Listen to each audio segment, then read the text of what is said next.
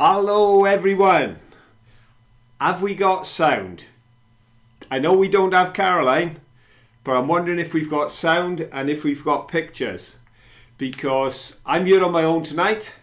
It's great to be with you, but I'm just wondering, oh look out, countdown started again. That's no good. Right, hang on, what's happening? Alright, how are we looking out there? Sound and video all good tonight from Ed, all good. Oh, that's fantastic. I thought the last thing I need is a disaster, because I'm already here on my own. Of course, I'm ably assisted by Manky and Panky, but Caroline, my right hand lady, the person who makes all the gizmos happen, she's not with me tonight. She's okay, it's just exhaustion. We've had a very hectic week with one thing and another. Today has been just super busy, and Caroline just ground to a halt. She was hardly able to keep her eyes open at about 7:30. So I told her, don't push yourself.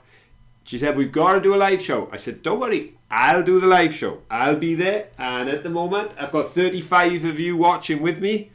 I've got no live chat on the actual screen that we usually use. That's vanished. But I have got my own laptop set up on your time, so it's going to be extremely confusing tonight, but I'm sure we're going to get there. So first thing to do is to let you know who were the first three in, and rather than run up and down on the chat, I nipped up earlier and took a look, and on my chat we have got first person in tonight was Bonnie Tyler Fan 34. I think we'll just call you Bonnie Tyler Fan, because there's not 34 Bonnie Tyler fans that have disclosed themselves here, so you can be number one. Phyllis Williams was in second, followed by another one of our great regulars, Lexi B. So it's Bonnie Tyler Fan, Phyllis and Lexi. You've got the top 3 slots on attendance, but of course there's a quiz tonight, and Manky is feeling rather confident that he may have managed to dodge a few of you on the counting Mankeys. He really went out of his way. He was having a whale of a time down there in the shed with me. Of course, I was in the shed because this week the video was in London, and just wanted to do the edit, etc., put it all together, and we went to the National Gallery. What an amazing place. It shows how little I know about London. I didn't even know where the National Gallery was until we went there, and then discovered that it was right next door to Nelson's Column on Trafalgar Square. How cool was that? So we got to do 2 things at once, because we were literally outside the gallery looking at Nelson's Column, and then across the way on the west side of Trafalgar Square we found Canada House. So we couldn't resist, just for our wonderful friends in Canada, filming that glorious row of flags on the front of the building. A building that has served as the Canadian consulate for 100 years. So a lot of history, a lot of interconnections. London is in so many ways a multicultural and international city. It's the capital city of England. It's where Parliament sits for the United Kingdom. It's the home of the royal family that are the monarchs of the UK. All of those things, but it's certainly got an extremely international flavour. And seeing all those flags there was just an absolute joy. Now, I'm going to take a look a second and see what's coming in on the chat, just in case I'm missing anything. I can see a red let's go from West Country Mudlark saying good evening to us. Thank you very much. Good evening to you too down there. And well, everybody's chatting away and you're all saying hello to each other, which is lovely. And it's nice to see lots of names that I know, and 1 or 2 that we haven't seen for a while, so that's fantastic. So as I say, Caroline can't be with us, but we're going to have a show.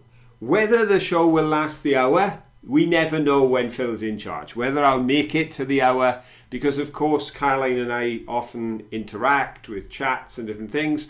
We have things to show.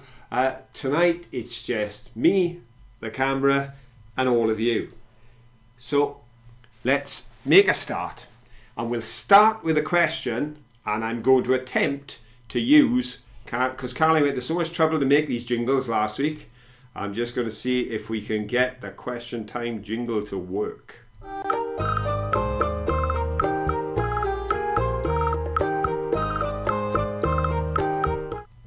There we go. So it's question times, folks. Right, the first question is with regards to one of the first topics that we covered in the video, if you don't include the bridge itself. Because as we mentioned, we were making our way across from the side of the river where we were staying in Southwark. We had the Tate Modern directly behind us. We had Parliament and the London Eye and everything up to our left. We had Tower Bridge down to our right, and immediately in front of us, the building that stole the viewpoint on the horizon was St. Paul's Cathedral. An amazing place, beautifully built and designed, and a real recognizable, there are so many interesting buildings, some that we saw and filmed that we never knew were there. But I think everyone who's ever just given a cursory glance at London is aware of St. Paul's. So our first question tonight is a St. Paul's question. So get ready and wait for the word go at the end, and you'll know when to put in your A's, B's or C. St. Paul's Cathedral has hosted many events, from the funeral of Lord Nelson and Winston Churchill to the marriage of which of these three monarchs? Who was married there? Was it the current king, King Charles III? Was it his mum, Queen Elizabeth II?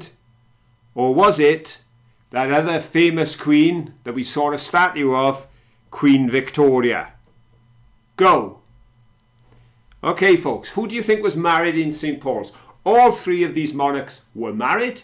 They were all married in very famous places, but they were married in three different places. One of them was married in St. Paul's. Was it A, King Charles, B, Queen Elizabeth II, or C, Queen Victoria? And I see the answers are starting to come in. There we go.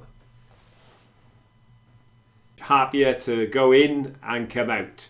And as you say, it's a novelty when we're there. Caroline had a pedometer on her phone running, and I think the highest we did on one day was 27,000 steps we covered. And that was including the fact that we took a tube journey back from where we'd been. So we'd walked 27,000 steps across London. It's an amazing city. On that walk, we saw so many things that we recognised, and other things we didn't know, as I say, were there, but were absolutely stunning. And that's the amazing thing, when you just wander. I remember one time we went to Venice. Caroline and I went to Venice. We're probably among the very few who go to Venice for a day trip. But we flew out from Stansted Airport at 6 o'clock in the morning, and we flew back in at 1 o'clock the following morning, and we spent 9 hours in Venice walking around. And we literally got lost. I don't mean we just got immersed in the place. We did get lost. At one point, we were starting to wonder if we would ever find our way back to where we needed to be. We were completely lost, and it was only the sound, the sort of boat buses that they use in Venice. When they're trying to slow down and stop, they use reverse gear, and it makes quite a noise.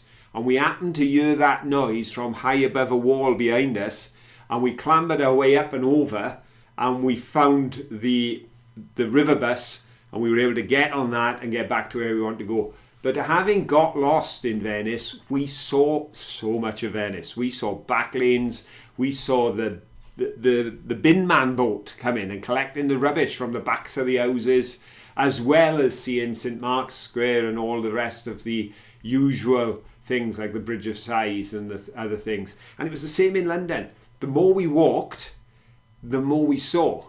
and it was just stunning. So let's have a look. Let's have a look how we do it.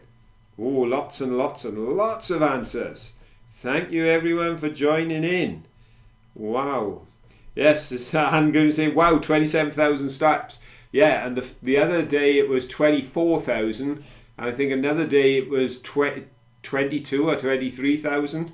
It was amazing the amount of miles we covered walking. It was but we loved it.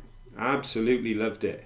Okay, so let's get back up to the top of all these answers. Can I just say, I know I mention it from time to time, but genuinely, big thank you for all those who are good sports and join in. Even if you're having a guess, it's a nice bit of fun and it's lovely because I love setting the questions, but obviously it would be an empty gesture if nobody was to try and answer them, and you're all having a go tonight.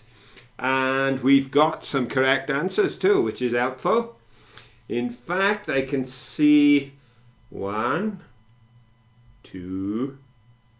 I can see 2 correct answers already. Go down, down, down, down, down, down, down.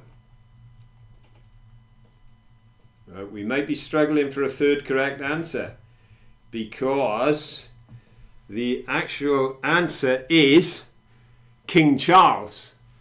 He was married at St. Paul's. Of course, at the time, he was Prince Charles, and he was not married to marrying Camilla. He was marrying Lady Diana Spencer. So Lady Diana Spencer and Prince Charles. Some of you may remember, if you're of an age like I am, to remember the wedding being televised. The image that everyone tends to remember is that train on the dress. Lady Diana was wearing a dress made by the Emanuels, and when she walked down the steps, the train just flowed down behind her, and as she got to the bottom, the train was coming off the top, and it was just this magical sort of picture of this train just flowing down the steps. Those were the steps of St. Paul's. So we're looking for A, which means the first correct answer is Rachel Bailey. Well done, Rachel. Well done. You've got a gold. Second place goes to Bonnie Tyler Fan 34. You've got silver. Now, is there another A? There's lots of B's and lots of C's. And lots of B's and C's and C's and C's. And haha! Now I can see the quick on the draw. I've got 3 A's in a row after about 6 items of conversation following the question being asked. So these are the wise people who thought there's a chance here to get in and take that bronze position. So the 3 in a row are Lexi, Ed and Linda. So Lexi, you stole it. You got the bronze. See, sometimes it is, you know the answer. Sometimes it's a guess. And sometimes you can just plain take advantage of the fact that nobody else knew either. So there we go. There is a 3rd podium place. And it goes to Lexi. Well done, Lexi.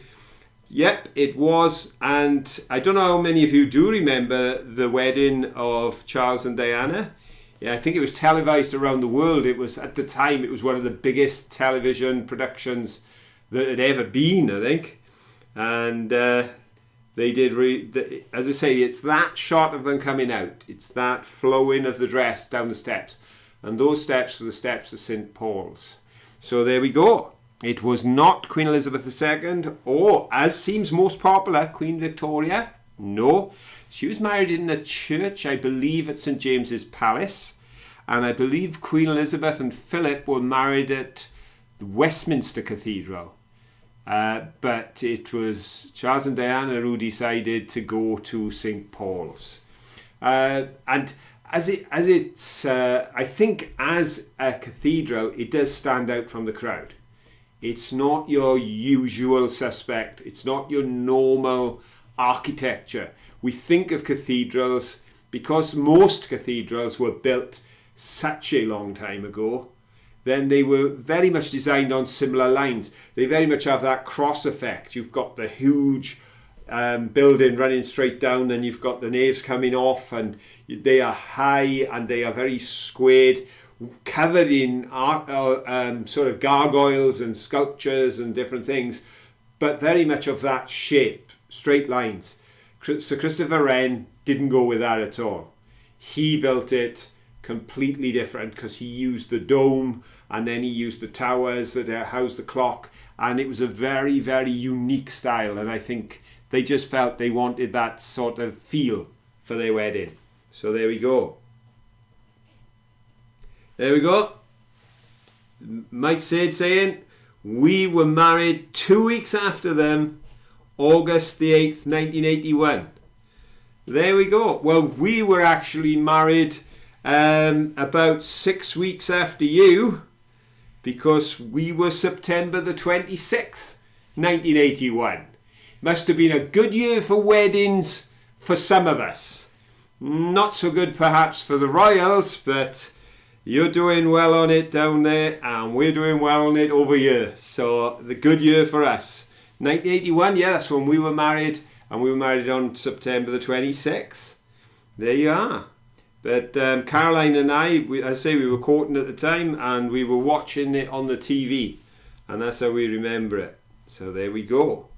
Right then. Anybody else that I'm missing out on here? Because I'm trying to do two things. But Caroline's always good at keeping up with this sort of thing. And I'm a shocker. I keep missing stuff.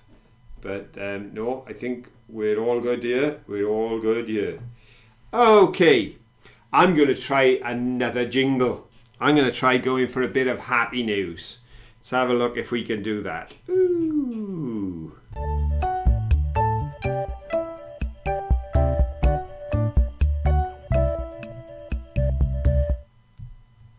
There we go. Happy news. I'm going to do some happy news here, and it is Deputy saves drowning manatee. Radio. Despite weighing a tiny fraction of the creature's massive bulk, a determined county deputy leaped into shallow water to save a manatee struggling to breathe. Cradling it in her arms so it could get enough oxygen, Jill Constant saved the animal from becoming a victim of the toxic red tide. An officer from the Marine and Environmental Lands Unit, Constant has received many calls from concerned residents along the waterway in southwest Florida, many of whom don't understand the subtle nuances of manatee behaviour. It is normal for manatees to swim into culverts, or for groups to thrash around in shallow water and partially beach themselves during the mating season, Jill said. This time though, the concerned resident had every reason for being concerned, and Constant didn't waste a minute after arriving on the scene in her boat. This manatee is going to die right in front of us, and I'm not letting that happen. We docked the boat, I took off my equipment and got in. Constant said we stayed in the water for 2 hours, holding its head up until it could be rescued. So I thought, what a lovely story. A lovely story of someone who went that, as we were saying last week, when people go the extra mile, when people decide they're going to do more than would perhaps be expected of them. Because these things are huge. And reading the full article, they were saying that as it thrashed around, the manatee thrashed around out of fear because it was frightened it was going to die. Of course, it almost drowned the deputy that was trying to hold it up. But they said they took encouragement from the fact that it still had strength, and that strength would enable them to get back out as soon as they could get the rescuers to turn them and take them into the open waters. So they even took encouragement from the fact that they nearly got drowned trying to rescue it. But they did it. And the end of the story was good news. So I thought I'd share that with you. Act of kindness. Yes, it was their job to cover the coastline. It was their job to do what they could. But I just feel that standing in the water and risking your own life, holding the head of this huge creature out of the water for 2 hours is certainly above and beyond the Call of Duty. And that's what we like to celebrate here. How are we doing on here? Am I missing anything? I think everything's okay. It was my 15th birthday on the 26th of September. Somebody's got their... Javier has got a birthday on our anniversary. There we go. Lots to celebrate in September then. Phyllis is saying I had a manatees swimming under my kayak years ago in Florida. Oh, there we go. And of course, Phyllis, you've just been on a fantastic trip, which is brilliant. I think you're home safe now. I think you're back home because, of course, you were trying to keep up with us while you were away. But I think you're home safe now, talking with Caroline earlier. So glad you had a wonderful holiday. And it's lovely to have you with us tonight. And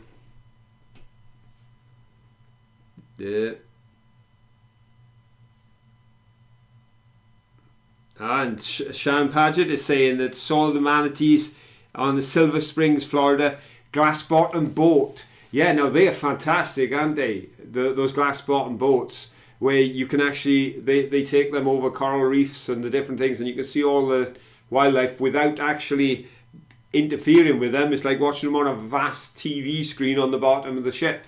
So that's brilliant. Yeah. Some people, Linda saying you make me feel old. I was 20 in 1981. So was I. I was 20 and Caroline was 17 when we got married, and we were married in 1981. I was 21 in the December of that year, so I was 20 when we got married. There we go. Right then, as Caroline would say, now come on, we've been going 20 minutes and we've only had one question. So I'm going to give you a chance now, folks, to see if we can get some different names up on that leaderboard this time. Okay, here we go.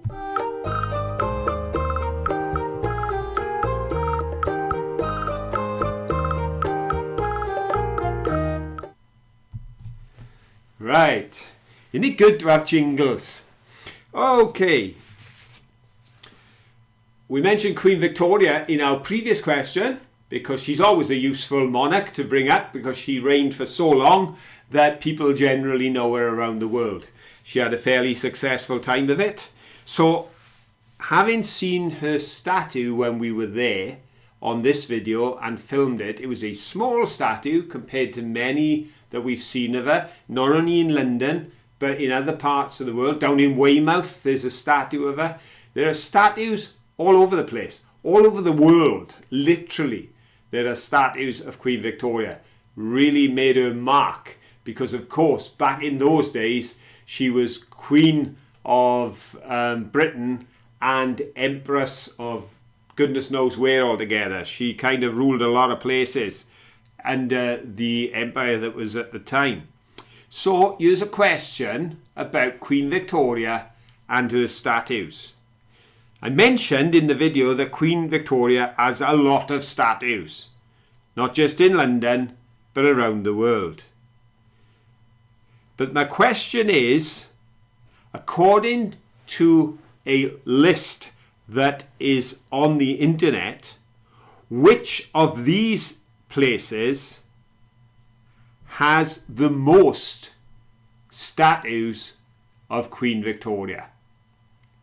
Is it A, London, B, Scotland, or C, Canada? Go. Okay, now I guarantee each and every one of those places does have at least one statue of Queen Victoria. In fact, they all get up into double figures. But the question is, which of them has the most? Do you think it's A, London? Do you think it's B, Scotland? Or C, Canada? Which do you think has the most? Obviously, you understand there'll be a concentration in London But you've got to take into account that's one city. Scotland is an entire country, as is Canada. So they may be further spread out, but are there more of them? What are you thinking, folks? What are we thinking? Let's have a look here. Let's see what people are saying. Oh.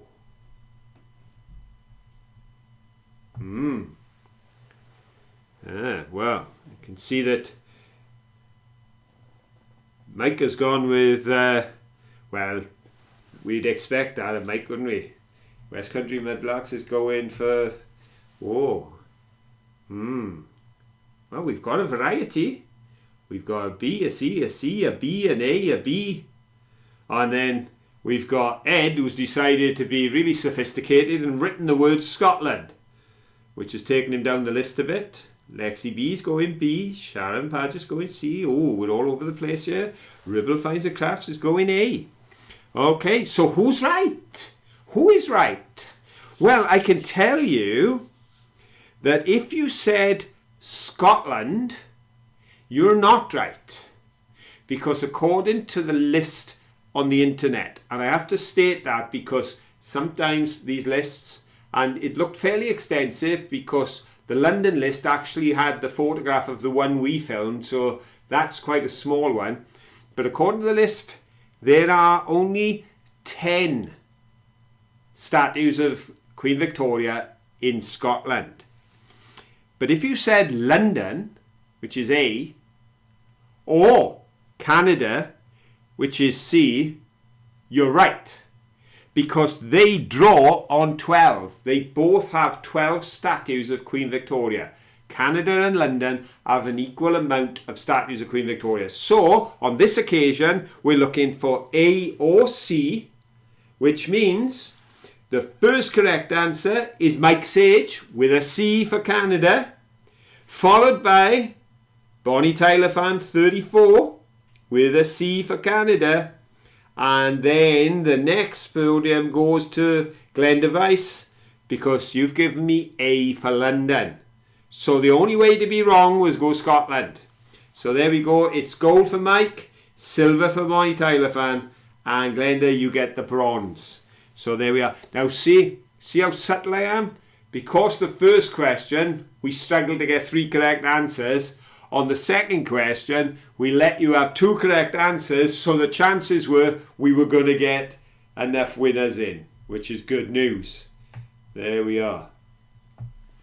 But as I say, it's incredible as you walk around, because talking of statues, that building that we showed with the sort of recesses going along the bottom with all of the figures in, they were life-size statues of philosophers and great people of science and the economics, and there's people from the medical, from all different walks of life throughout this sort of 17th, 18th century.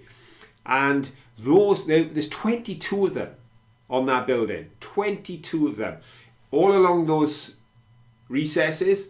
Then up on top of the building, as I showed, you couldn't see them clearly because the angle was a bit steep, but they are stood along the parapet on the top. And these were all commissioned for that building, which was designed for the London University, the University of London. It was their headquarters. So we didn't know that building was there. I've never seen those statues anywhere before. Obviously, they're online, there's pictures, but I had no reason to look them up. I wouldn't have known the name of the place. I wouldn't know what street it was in. But simply walking down the road, and all of a sudden we say, wow, look at this place. We hadn't gone out to see it, but that's the joy. Somebody once said the journey is a bigger part of the adventure than the destiny. So you set out to be somewhere, but when you think about it, arriving takes a moment. Perhaps getting there takes 2.5 hours. So what you see along the way and where you are going, we were going to the National Gallery. We had never been there before. But we knew that we were going to see amazing oil paintings. I knew that I would see the Hay Wain. I knew I would see works by Turner because I have done videos before and mentioned these people, and we've referenced the fact that their artworks are hanging in the National Gallery. And so therefore there was a sense in which, and Monet, of course, Caroline loves Monet, and Van Gogh with his sunflowers. But we knew those things were there, and we wanted to see them for real, not just in photographs. But there was a sense in which we would go into the National Gallery to see things we knew were there.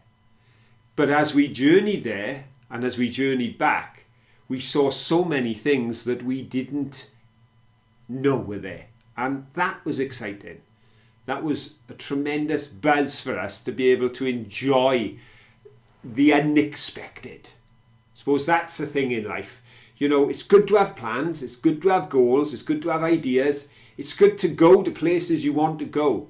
But if the only joy you get is just being there, then so much of your life is taken up with getting there and you're not getting the joy from that.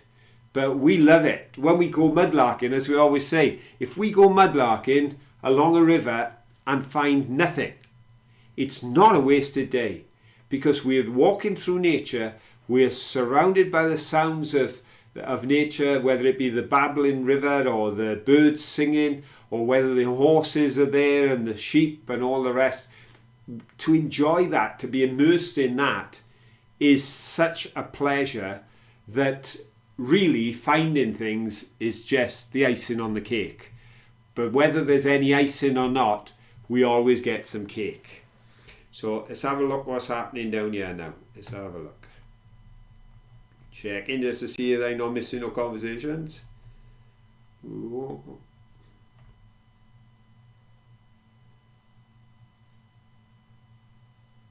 Oh, Karen went to see Peter Pan the last time they were in London. And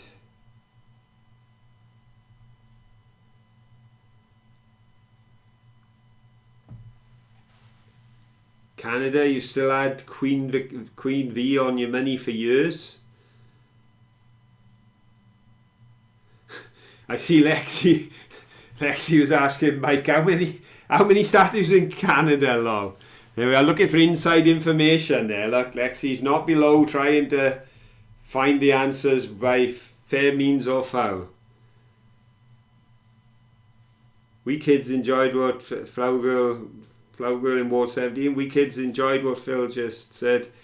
We went camping, picnics every other Sunday, and enjoyed playing in the outdoors all the time. Yeah, we've always... Well, we went out this morning. My brother's down from Scotland, and they're staying up in Hay-on-Wye, and they were in Cardiff today, and they said, why don't you come down and join us for breakfast? So we arranged to go, and it was last minute, and that's one of the reasons today is filled up and got quite busy. But it was great because we decided, right, driving into Cardiff on a Saturday morning isn't always fun. Trying to find a parking space in the city isn't always fun. And to get a parking space for more than 2 hours is expensive. So we decided, right, let's make the journey part of the day. So we drove a mile down the road to the park and ride. We stepped on the train, bought our tickets and return. We travelled right into the centre of Cardiff on the train. Took a walk around Cardiff, met my brother and his wife, had a lovely breakfast and a great chat for a couple of hours. Then we headed back to the train and came back, thus taking all the pressure and stress out of the event and making it a trip that began a mile from the door rather than in the middle of the city. And I think that's the secret of life, is to try and engineer the best you can. There are times when circumstances take over and we just have to press through, and survival is the name of the game. But when you have any element of control, if you can guide things so that you get the most out of every minute and don't just live for when the event arrives. You know, we always say that the month of December building up to Christmas is so full of expectation, is so full of excitement and preparation, and seeing the lights go up and seeing all the buying the presents and wrapping them and thinking who we're going to give what to, and imagining just how happy somebody will be with the gift we've got them. On the day, it's a wonderful day. But we always say in our house that by the time we've had our Christmas dinner, Christmas is pretty much over. But it hasn't been just a few hours, it's been the entire build-up. It's the whole experience. Same with holidays and everything else. Wonder how many statues of Mankey there will be in 100 years. Yeah, well, for tonight, you just got to keep working on how many places did Mankey appear down that shed, because I'm telling you, he was on the go this time, he really was. Yeah, we went to nature walks and all the parks because free parking. We rarely went to the city. No, to be honest, when I was a child, the only time I recall an event that took me to the city would be at Christmas. My mum would take me to see the lights for my birthday.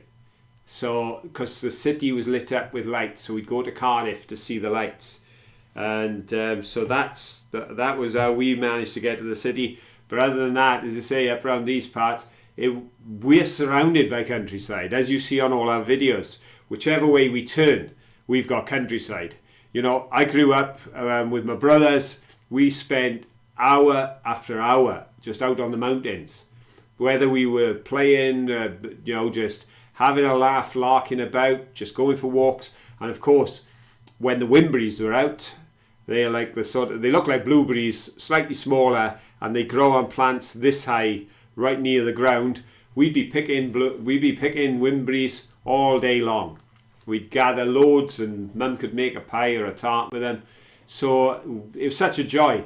And nowadays, the railway line that used to serve the collieries up above our town, well, the collieries are all gone, and the railway line has been turned into a cycle track. So you can now walk right through the countryside, all the way up the valley, surrounded on both sides by forests and trees and mountain paths, with a river running alongside.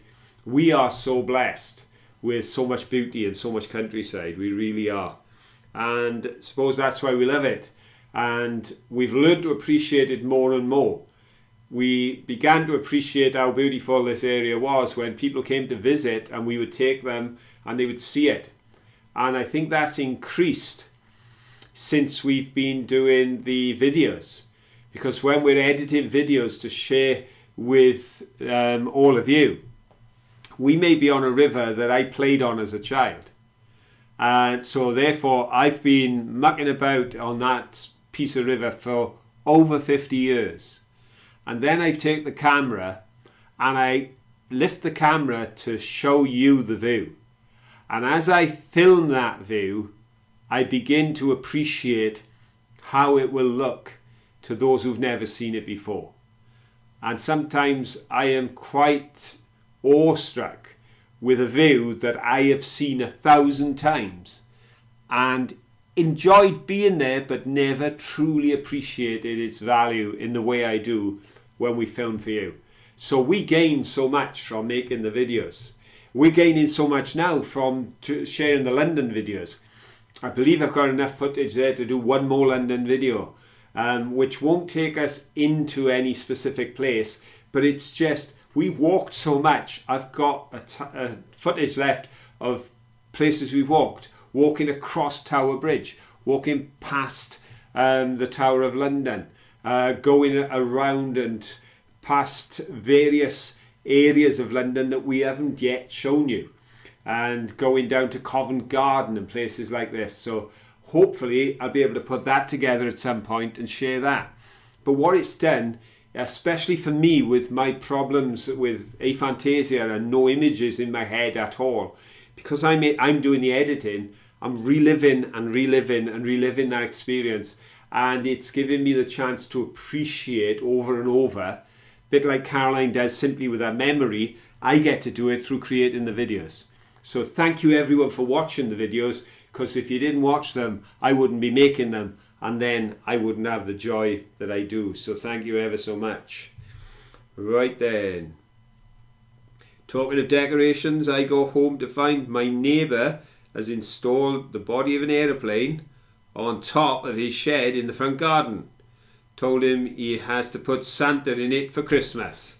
Oh, well, Lexi, you've obviously got a very creative next door neighbour. I trust that his shed is up to the job of holding the body of an aeroplane. Otherwise he could be in problems. Beata Heinz is saying that my first time in London was 1983.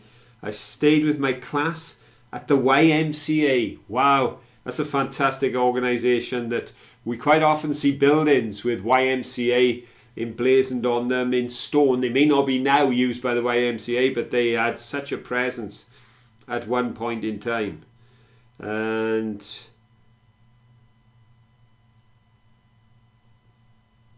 there we go. Oh, hello Rachel. Rachel Remy saying, I'm here, better late than never. Well, yes, and you're here before Caroline, look, Rachel. See, you got here before Caroline, and she's the hostess tonight, and she hasn't arrived. So you're doing exceptionally well. Okay, well, let's have another question. And I tell you what, I've got a question here about those sculptures that were on that building.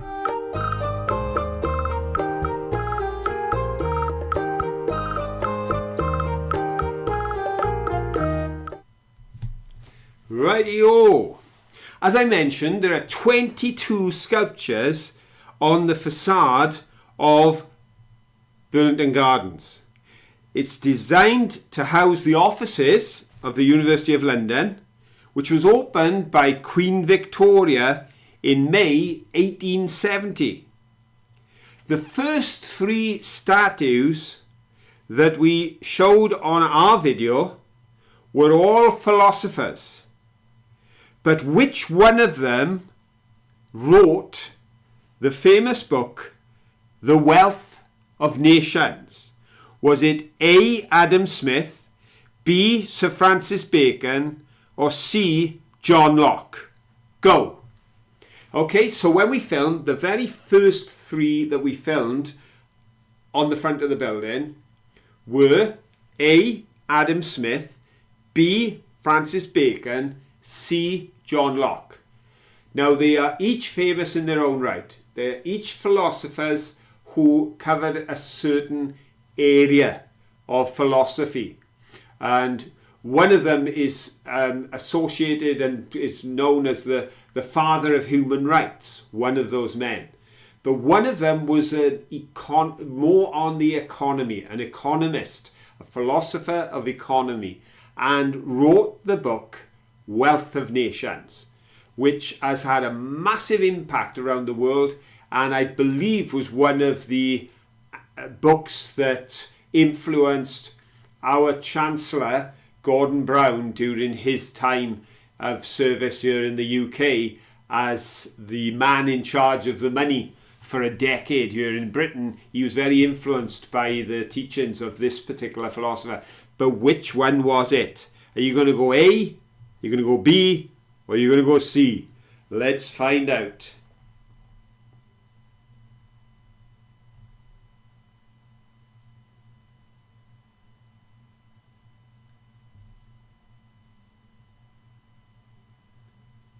So look, Linda Hardy is saying, I've just arrived here.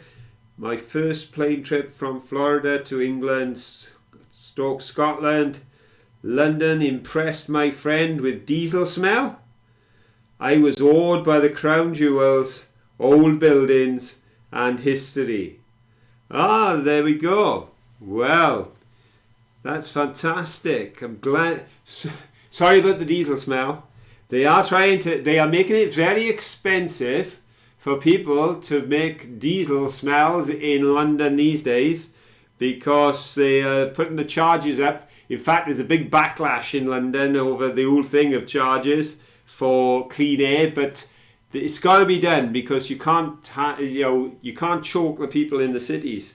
But glad you loved all the other things. So that's fantastic, Linda. Brilliant. Let's have a look now then. Let's go back to the question. You know where I'm like, even when Caroline is stood next to me, I'll read a question and then forget to tell you the answer or who won. So I'm just going to go up to the top of the letters to see how we're doing. And, ooh, interesting. The good news is we do have answers and we do have correct ones. Okay, folks. I mentioned that one of these guys is seen as the father of human rights because he was the first philosopher to feel that governments of nations had a responsibility to have certain innate rights made available to the people that were under their charge. Well, that was John Locke. So if you said C, you missed out.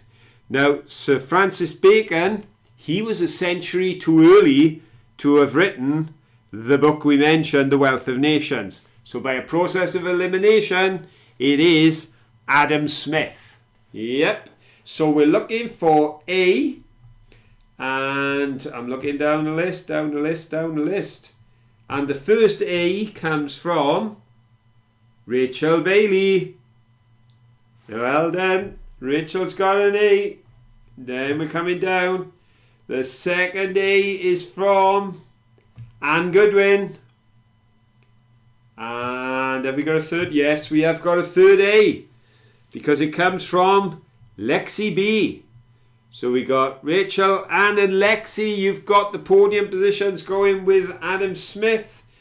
And I'll just give a quick mention to Glenda Vice's mum. Because she said A. And you were right. You came fourth, but you were right. And well done to West Country Mudlarks because you got the A as well. So there we go. We had... Oh, hang on. There's another one down the bottom. Peggy Reed also got A. So we had 6 A's out of all the answers. So it wasn't the most popular answer, but it was the correct one. Adam Smith wrote The Wealth of Nations, a book that has influenced so many political characters and the way in which nations organise their wealth. So there we go. You learn some stuff here, don't you? But as I say, they were so impressive. The places we saw. You know, the shops. We smiled when we were outside Hamleys because you think, oh, we've got to be careful now filming at Hamleys because there's going to be children everywhere. Well, the strange thing was, we had a bigger problem inside the National Gallery. That's why we are limited on what we could film, because there were children around. We failed to be able to film inside the Natural History Museum a few weeks ago and went to the V&A instead because there were so many children around. Then we get to Hamleys, the most famous toy store in London and probably known around the world. And there were no children. But what we did have was adults, what do they call them? TikTok influencers, all dressed up. We see them coming up the street, practicing their smile, checking their makeup, and walking into Hamleys and doing all this and being filmed. So instead of children going in to buy toys, it's people posing with the big teddy bears and everything to do a show for YouTube or TikTok or Instagram or whatever it was, which we've nothing against. We just thought it was funny, and that's why we shared it with you and showed the people in there doing that. But of course, we saw shops like that. We saw shops like Liberties. Wow, what a place that was. I was so impressed with that. As I said in the commentary, you could have taken a chunk of the front of Liberties and put it straight into the V&A because it is living history. It's been there for 150 years, stood the weather, and it just looks as crisp and wonderful. All the carvings and just the way it's all laid out, and that huge Tudor front that they put on it with the black and white, with the timbers. It's just absolutely stunning. Absolutely stunning. So we see so many wonderful things, and that's the joy. And as I've said, the joy is we get to share it with all of you. Hang on, I've got a pro tip coming from Flower Girl Ward 17.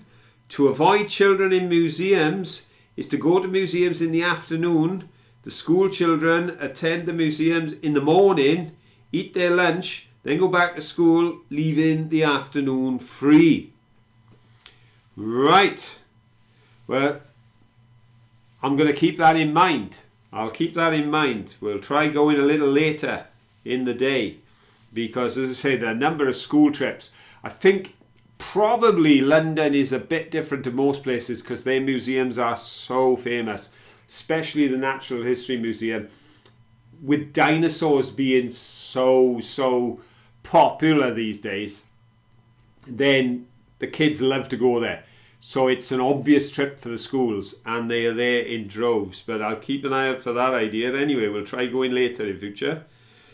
Ed saying he's seen the crown jewels at the tower, but was more interested in the armour. There we are. Each to their own.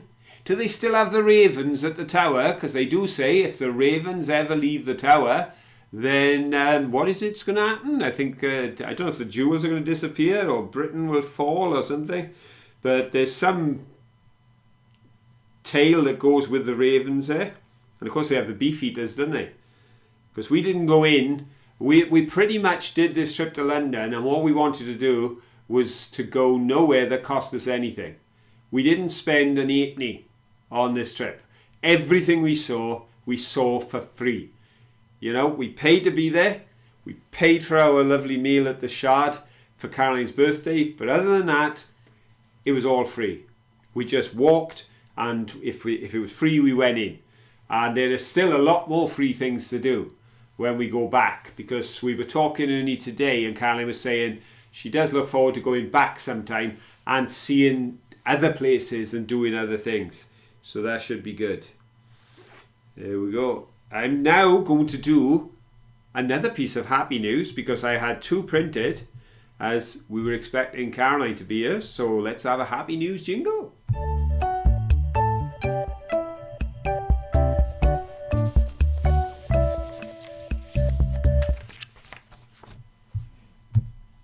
Right then, this happy news is accompanied by pictures. And I will show you the pictures first. Here we go. There's picture one.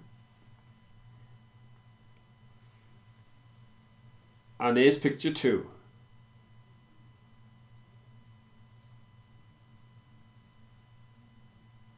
Okay, I will now read you the story. Mice help man with depression. A British man who 6 years ago built an adorable mouse village to cope with depression has recently added a pub, a bookshop and hobbit homes so he could capture even more heartwarming photos. It all began when Simon Dell spotted a wild mouse in his garden and wanted to protect it from the neighbourhood cats. Since then, the 50-year-old has attracted more mice to the luxury mouse town constructed from repurposed trash. Simon documents daily village activities across his social media channels. George the Mouse in the Log Pile House. So if you look up George the Mouse in the Log Pile House, you'll be able to see hundreds of photos like this, and they are real mice, and they are living in George's back garden, in Simon's back garden, sorry, and it all began because he was frightened the one mouse he saw would get eaten by cats. On social media, he has an impressive following of over 150,000. Without photography and the fun of making little things, I could soon sink back into depression, said Simon. Photography gave me a reason to get up and out again, and the mouse village gave me back my smile. I hope it gives others the same joy it gives me. Simon says the mouse village has given him and many of his followers immense joy amidst personal struggles. As I've always suffered with depression, insomnia and anxiety, they're always there to support me in the good and the bad times. And many find my photos and videos help make them smile daily and lift their moods. That has always been my goal, to make others smile along with keeping my mind and body active. Now, what a lovely story that began with a simple act of kindness. he didn't want the cats in his neighbour's gardens to come in and kill this little mouse. So he got a pile of logs and some moss and he just built a protection for them. And then he thought, I wondered if I could make that look a little bit smarter. And now he's got an entire village all around his garden.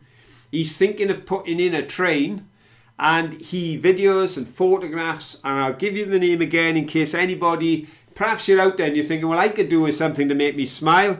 Well, that's the very purpose that Simon has. He just wants to put a smile on people's faces because he knows how important it is. And it's George the Mouse in the Log Pile House. I'm pretty sure if you type that in, you should come up with some of his images. But what a lovely story. I was so impressed, I even decided to print off those couple of photos because, as you know, technology is not my thing. If I tried to put the photos up, we may never have got back. So there we go. A lovely story about a nice man who not only conquered, or not so much, it's wrong word to say conquered, as he said, it has lifted him and helped him in his struggle to overcome his insomnia, his depression and other things. But having seen how much it helped him, he then wanted to share it with others. And little like I was saying earlier on about the joy I get from creating the videos for you, he has found that the photography and everything else is giving him added joy. But at the same time, his intention was, 1, to save a mouse, and then 2, to share the joy with others. And you know, that's the beauty of life. If we can all just find that little joy and then take it and share it with others, the joy increases. And this guy is obviously doing a great job. So I really want to share that with you tonight. Oh, what's Rachel saying? Rachel Reeves put up, let's go with the Johnsons. Washington, D.C. is the same way. It is traditional for a lot of 8th graders across the US making pilgrimages and screaming up the museums. Yeah. Well, like I say, we were thrilled they were there, and we thought it was lovely that the schools were bringing them out, but the problem you have is you can't be videoing when children are coming in shot, you know, so that's why we had to cancel. But as you can see, it's not just in London, it's probably a major city problem. That's the way it is. Oh, there we go. I've posted the link in the Facebook group. There we are. Thank you, Lexi. There we are, folks. If you're in the Facebook group, we've got 102 people now in the Facebook group. Let's go. If you're not, just put a request in. My apologies to those who made requests in the last few weeks. I was so snowed under, I didn't get around to putting people in. I think the last person I put in was Tatiana. So please put in a request if you want to join. We've only made it request to join so that it becomes a safe haven place where everyone is friendly and everyone is nice to each other. So rather than having it on the open network where trolls can come in, if you ask to come in, you're in. So join us there, but thank you so much for putting that link up. So the link is over there. I'm assuming that's to the mice. So if you like the pictures, then go over, and there are hundreds of pictures of mice doing what mice do when they're in Simon's garden. Well, the time has gone and I haven't done all the questions. In fact, I've only done 3. Caroline's going to sack me because I've done 3 questions. So what I'm going to do now is I'm going to do 2 in a row. So here we go for question time.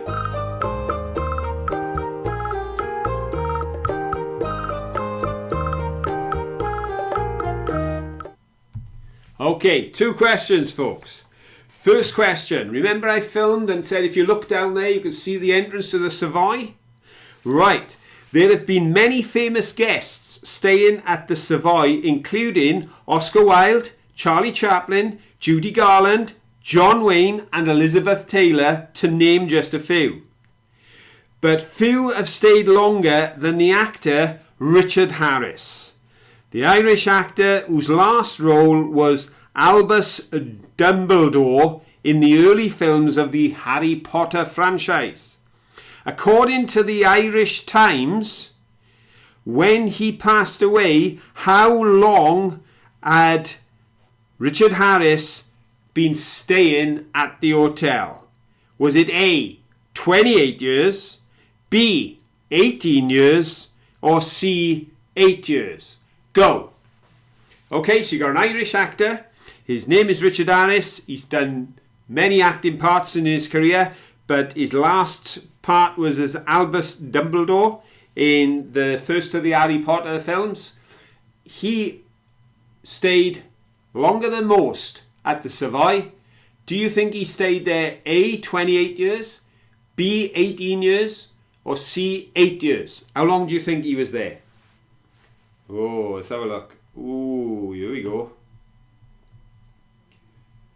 Well. Hey, I tell you what, lots of answers in, and I would say the vast majority of them are correct. Yes, Richard Harris, folks, stayed in the Savoy, took a suite in the Savoy, which they have now named after him because he stayed in that suite for 28 years. Yep, 28 years. Now, that's a long time, and that's not a cheap hotel. It's the first luxury hotel to be built in London, and it was built to service the needs of American visitors who, coming from America, expected the best, and they were out to give it to them. But they obviously impressed Mr. Harris because he stayed for 28 years. So we've got the first 3 answers are correct. Ed, you're on gold. Bonnie Tyler fan, you must love silver. You've been on that silver podium so many times tonight. And then Sharon Paget, good to see you up on the top as well. You are on bronze. So it's Ed, Bonnie Tyler fan, and Sharon. You've got the first 3 places. And now, folks, to end the show, Mankey can't wait to see how many times do you believe Mankey appeared. How many places did Mankey appear in the shed during this week's video? Was it A4, B5, C6? Go. And this is going to be intriguing. I had to watch and rewatch, and I was down there with him. And I had to keep watching to find out just where he'd got to altogether. Oh, here we go.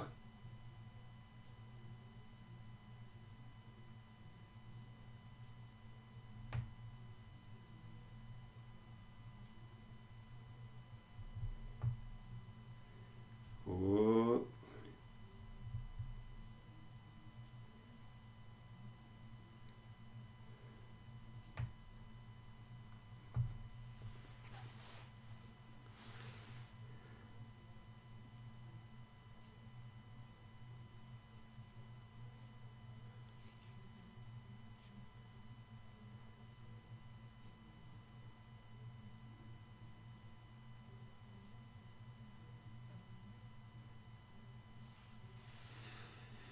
Well, here we go. Well, we've got a variety of answers. We've got them all. We've got A, B, and C. We've got 4, 5, and 6. And you can't all be right.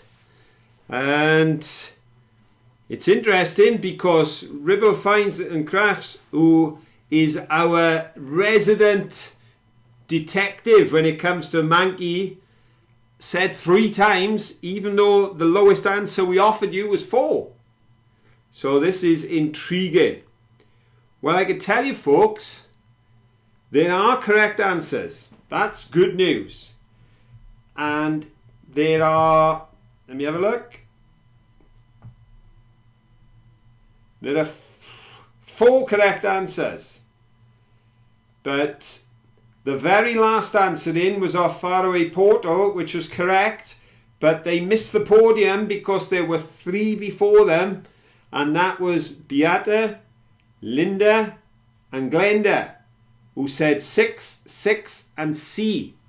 Right. I'd better give you the numbers because I know you're all going to go and want to go and check this. At the very, very beginning, between 0.01 and 05, if you look up on top of the radio, behind the tower of teapots, Mankey is poking his head just out behind the handle. That was the first one. Then the second one was on the B-roll at 0.24. When the B-roll was shown of the shed of the bottles, he was behind the bottles. Then at 04, he was in front of the radio.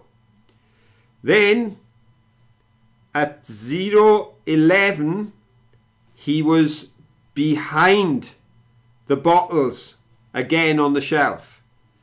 Then he was over my right shoulder at 1511, and he was then in front of the radio again at 1624. So that's where he was. They were the 6 times. So you need to check those out if you want to see if he's there. It took me forever, but well done to Beata, Linda and Glenda, 3 in a row. You got it right. Well, folks, it's 5 minutes after time. We've done it again. We've had to rush at the end. Thank you for being here. Caroline sends her apologies. She would have loved to have been on the show tonight, but she was insistent that we could not put it out, so I've stood in the gap. And it's been a joy to be with you. So, don't forget, until the next time, have fun. Bye.